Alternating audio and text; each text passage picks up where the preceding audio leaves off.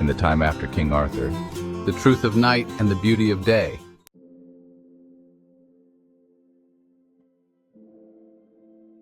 And now, Taliesin, you who are the beauty in the back of all our minds, relax us by telling the squires about the two maidens.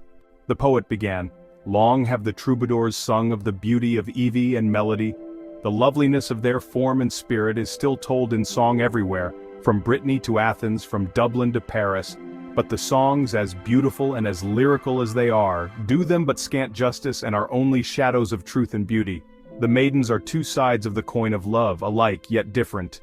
The beauty of Evie is like that of a starry night. Even her name, Evie, rings of evening chimes. Her soul is the beacon of eternity's beauty. Indeed, men cannot forget her influence, and her name yet rings in their hearts like a bell. Her dark eyes make aged men perform great deeds that they had once meant to do, and at the very sight of her, young men are robbed of peace forever. The spirit of life is awakened in them and is not forgotten, and Melody is all golden sunshine, laughter, and lilting song. It is said that springtime follows at her dancing heels, that it is her pet, that it goes wherever she goes, that all who she touches are lighted with life's strong flame, that the sun at evening leaves rays entangled in her yellow hair, causing her to outshine all evil. And now perhaps their life songs have been stilled forevermore. Even as poet I can say no more. I must tear up my verses before I can fully describe the maiden's complete and utter beauty. One must see it, live it, and be touched by it to know its truth. You must hear the voice of music that thrills the ear and gaze into the truthful eyes that makes the spirit glad. I do believe I'm in love with Melody. And I with Evie. But you've not even met them, and it's not likely that you will, for they are gone now.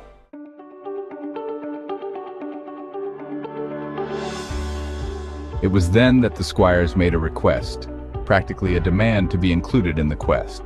Percival looks deep into their eyes and notes that their fire burns deep in their souls, that of such men, knights are made, that there is resolve and determination, youth and hope, goodness and honor in them.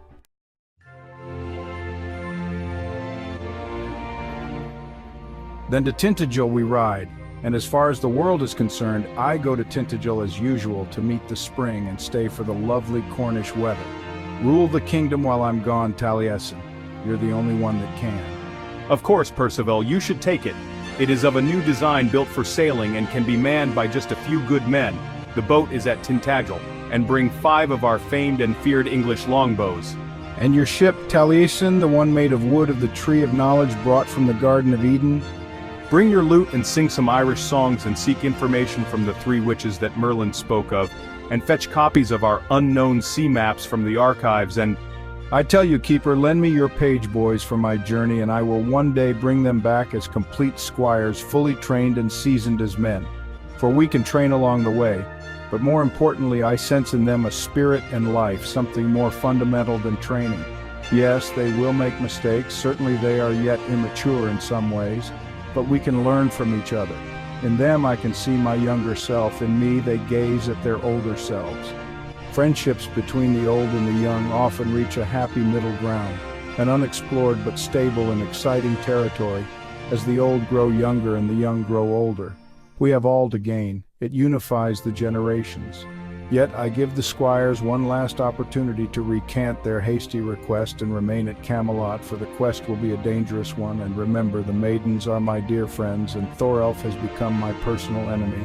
So, you squires may take your leave and think it over. Return in an hour. Any clues, Taliesin? But they're not ready. Why, but a month ago they were still on the list of page boys, and they've not yet completed even half of their squire's training. And now we must go, Taliesin, before the trail grows too stale. I'll take Bogar and Hargrave along on the quest.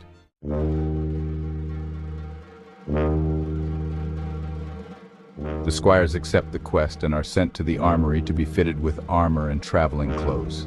The threesome forms, and they take the travel packs that are kept ready for departure at a moment's notice. They untether 3 great stallions and soon leave Camelot behind. One thing, my master, Gawain, who obtained the message from the sea bottle and read it, requests that, if a quest is to be given, that it be his. The king does not reply, as he knows that Gawain has only recently found a wife, and much happiness as well. Amazingly, Gawain's wife now arrives on the scene, and reports that Gawain is even now packing his gear in preparation for the quest. She pleads with the king to deny Gawain's quest request. Adventure was always his first love, and if he asks to attend the quest, I can hardly deny him, but his remaining days are few, and he deserves the happiness of his home with you, whether he realizes it or not, so We will leave without him. I hope that he will understand. There's no time to wait for him anyway. Thank you, thank you.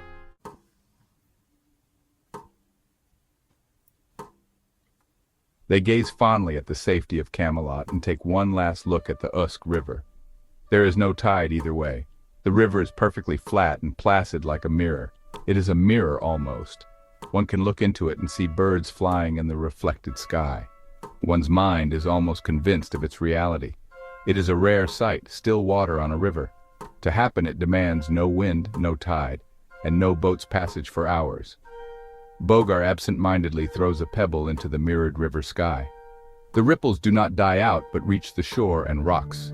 They then reflect and encounter ripples still on their way from the center of the disruption. The river mirror is ruined by but a small pebble as far as the eye can see, and Bogar feels ashamed that he has destroyed such a rarity of nature. Don't feel bad, Bogar. We are all pebbles now, but such shall be our influence upon distant shores. It is a sign, a good omen. And so you suspect that we will travel far? I fear that we will have to. But how will we know where to go?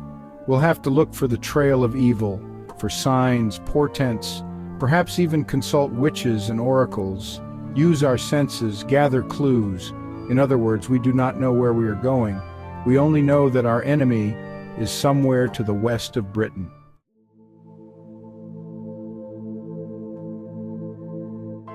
Thorelf has but a month head start. Perhaps the late winter ice in the northern seas will hold him for us in its grip. They have outfitted themselves with finely meshed coats of mail under their garments to provide themselves with both warmth and security. Then the rains come, and the reality of the quest hits them hard. The sun reappears after a day or so, and they all know that the best way to dry wet clothes is to ride in them. Yes, Bogar, that may help to close the gap, but first we need more information on him, and you squires need more training. So, at night, when time permits, there will be training and instruction in arms and in nature's ways.